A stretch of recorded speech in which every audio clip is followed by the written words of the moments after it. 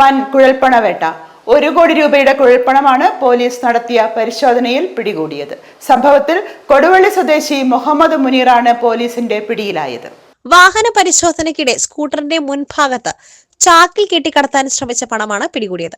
വാഹന പരിശോധനയ്ക്കിടെ വേങ്ങര കൂരിയാട് അണ്ടർപാസിന് സമീപത്ത് നിന്നാണ് കുഴൽപ്പണവുമായി വരികയായിരുന്ന മുഹമ്മദ് മുനീറിനെ പിടികൂടിയത്.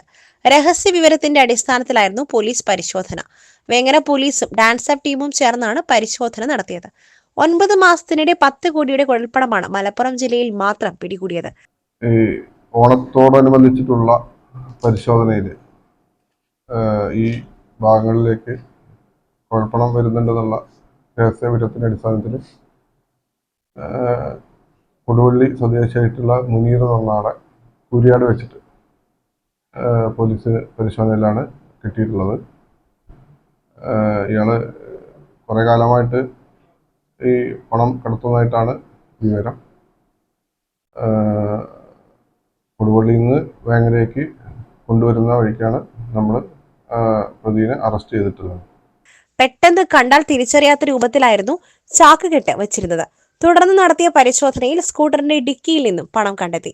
മലപ്പുറം ജില്ലയുടെ വിവിധ ഭാഗങ്ങളിലേക്ക് വിതരണം ചെയ്യുന്നതിന് വേണ്ടിയാണ് പണം കൊണ്ടുവന്നതെന്ന് പോലീസ് പറഞ്ഞു. Gold, pure gold. Group Nilambur.